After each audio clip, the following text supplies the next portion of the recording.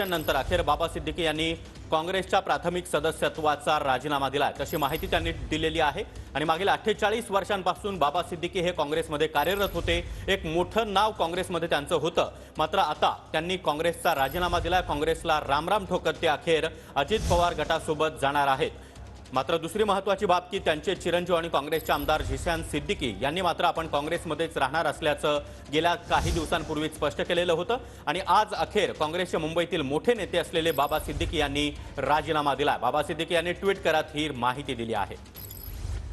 पुन्हा एकदा अक्षय यांच्याकडे जाणार आहोत। अक्षय, काही दिवसांपूर्वी चर्चा सुरू होती अजित पवार गटामध्ये बाबा सिद्दीकी प्रवेश करणार, मात्र त्यावेळी बाबा सिद्दीकी यांनी कुठलीही स्पष्टता दिली नव्हती। आगे आगे देखो होता है क्या, अशा प्रकारची त्यांची एक प्रकारे प्रतिक्रिया होती। मात्र आज अखेर त्यांनी हा राजीनामा दिलेला आहे, तशी घोषणा त्यांनी केली आहे।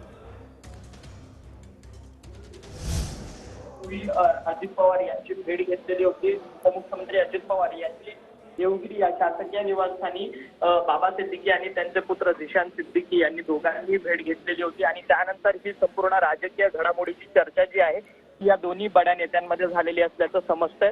आणि त्यानुसार बाबा सिद्दीकी यांनी आपली सावध भूमिका जी आहे पक्ष प्रवेशाच्या संदर्भात मांडलेली होती।